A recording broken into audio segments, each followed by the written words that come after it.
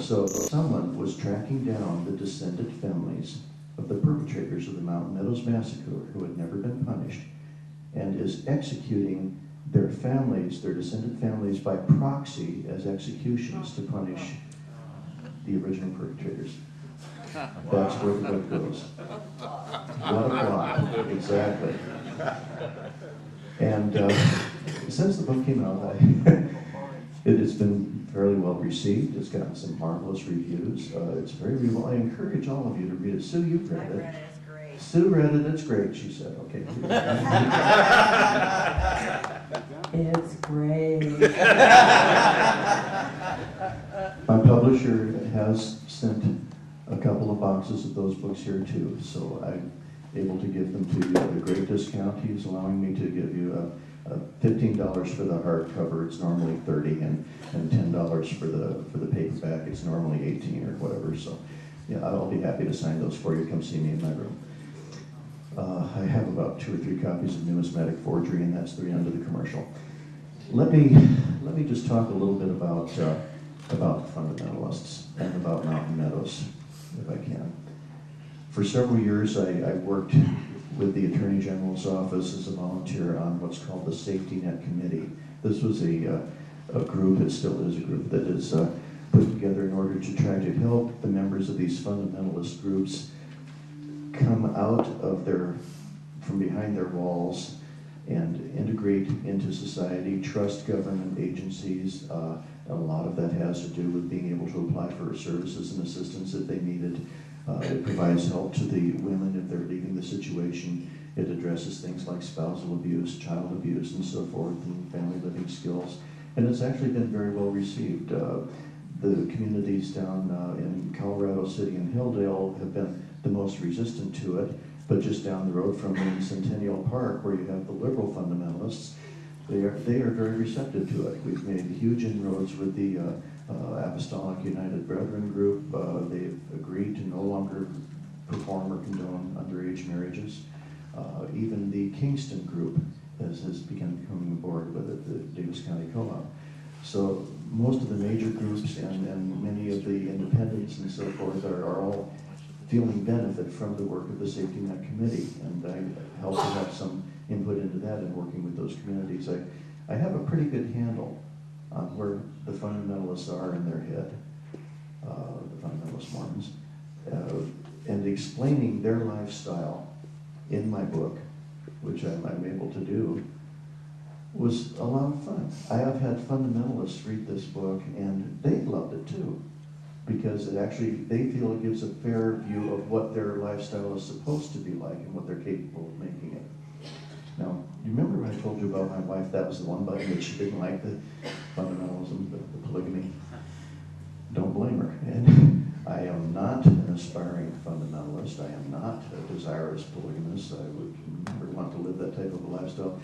But I guess the libertarian in me says that I don't mind people that do, if that works for them, as long as they're not abusing someone, as long as they're all consenting adults. So I'll tell you up front that that's basically the tack that I take in the book, and that's the tack that I'm trying to teach the rest of the world to view them as. If that's what they want to do and they like it, let them do it. But for heaven's sake, leave the little girls alone, okay? Well, anyway. Mountain Meadows. Okay. Mountain Meadows is a huge theme in Destroying Angel, because once they start discovering the threads of the ancestors being related to these original crimes, now my Gentile investigator has got to go and learn about Mountain Meadows. So through a series of flashbacks, I bring Mountain Meadows to life on the last day. Now, Mountain Meadows has been written about many, many times all over the place, and even Mormon Church has now come out with their apologetics on it, based upon exhaustive research and motive.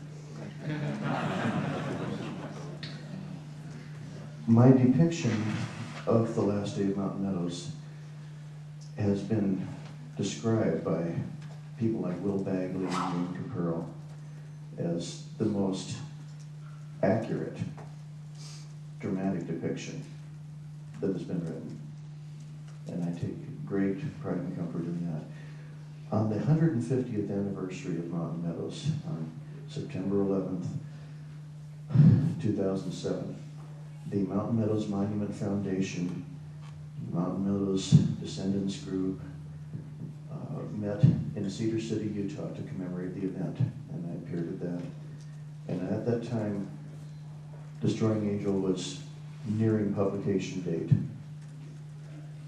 We took all of the excerpts, all of the flashbacks from the sequences which are interspersed within the chapters of Destroying Angel, and we assembled them together in one little booklet, a little novella, called A Retrospective on the Mountain Meadows Massacre, excerpts from the novel Destroying Angel.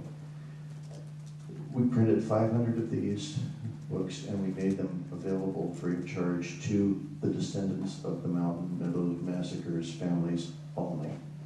That's the only place that this book ever went.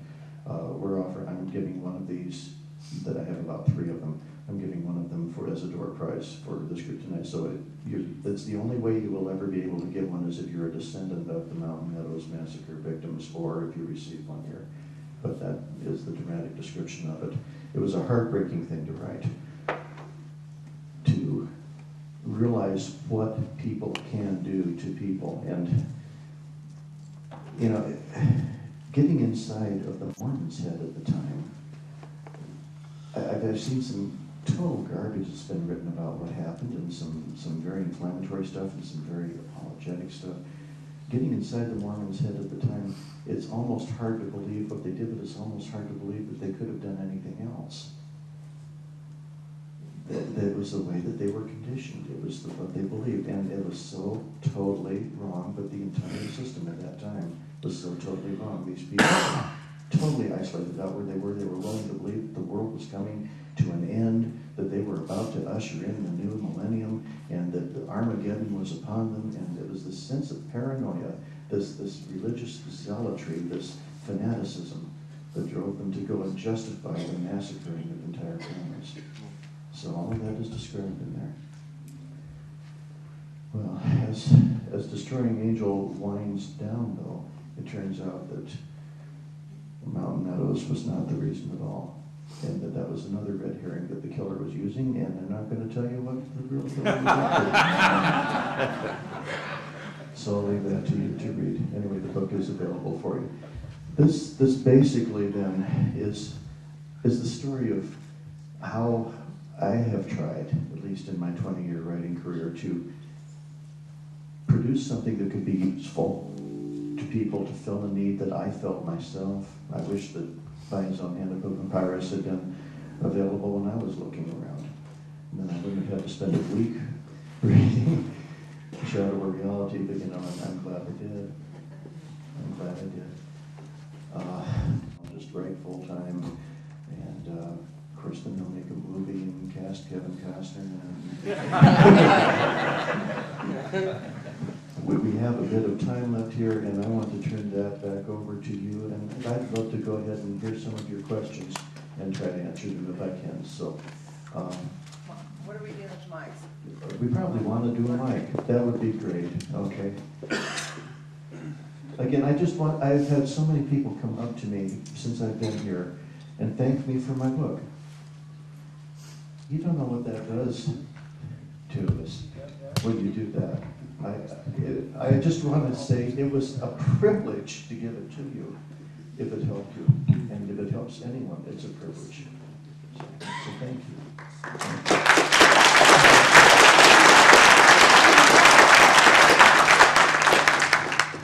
Would you please discuss Hugh Nibley's defense of the Book of Abraham? I don't think that's on Mike, or Matt. It is. You know? Yes. If you want to ask a question, then line up behind the mic.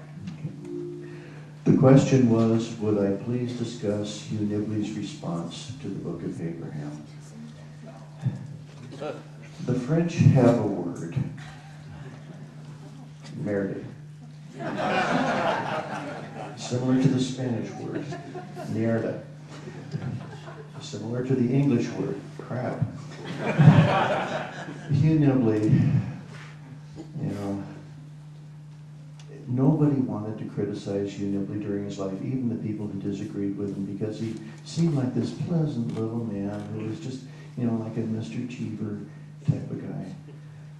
Mormons are just in awe about him because he's a defender of the faith, and all of them wish they could be defenders of the faith, but they don't have to bother themselves by looking at things because there already are people like you, Nibley. So why do that?